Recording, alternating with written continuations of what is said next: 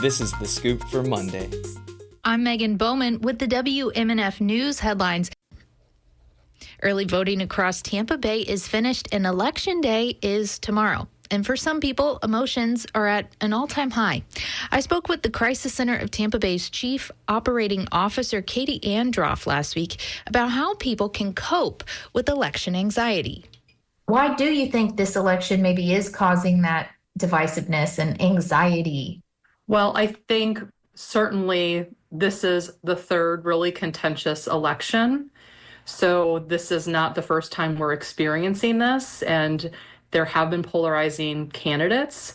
But I think what people really need to lean into is trying to manage their own emotions and minimize their own stress and anxiety, not give in to any more chaos or anxiety than they need to. So in going into the election and also preparing for possible disappointment after the election, really having a plan to be able to manage those emotions. Can you tell me what other ways people can sort of cope with this election anxiety? Well, certainly limiting access to any media, social media that you don't need. If that's causing increased anxiety, reduce that.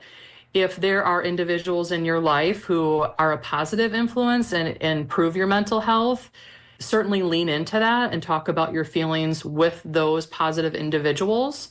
Once you've released your feelings, move on to neutral or positive topics to improve your mental health. If there are individuals who maybe you don't see eye to eye with related to the election, they're still part of your life. You want to continue those relationships, but maybe in the short term, limit those interactions so that it's not impacting your relationship or it's not a contributing factor to you feeling worse.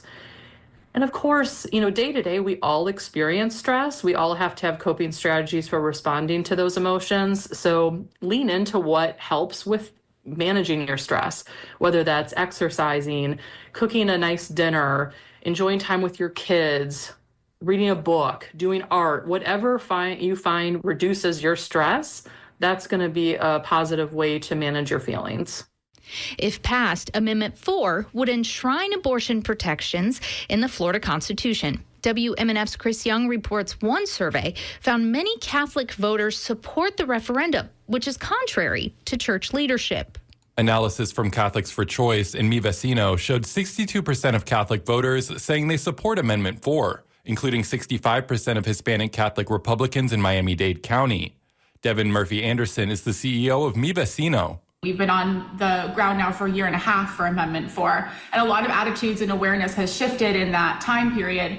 Anderson, a Catholic herself, says Catholic voters are realizing that Amendment 4 does, in fact, align with their values. In reality, our Catholic values and foundations, understandings of conscience and free will, and prioritizing the marginalized, actually, our faith calls us to support reproductive rights. This comes as Catholic church leaders have mostly come out against the amendment. Florida Conference of Catholic Bishops called the amendment extreme and recommended a no vote.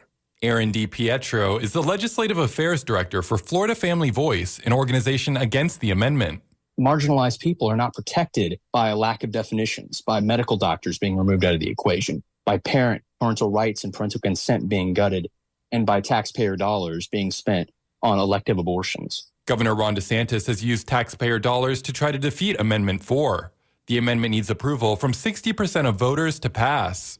Chris Young, WMNF News. You can still cast your ballot tomorrow for the general election. Over 7.5 million Floridians have voted. Republicans dominated early voting while Democrats and unaffiliated voters were neck and neck. However, according to state data, over 700,000 vote-by-mail ballots have not been returned. If you're holding on to your ballot, it's not too late to make your voice heard.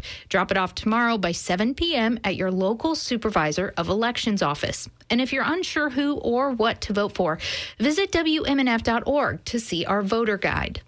The National Weather Service says you'll see sunny skies with a high near 86 today, mostly clear tonight with lows around 71. I'm Megan Bowman with the WMNF News headlines. This is The Scoop, recorded at WMNF Tampa.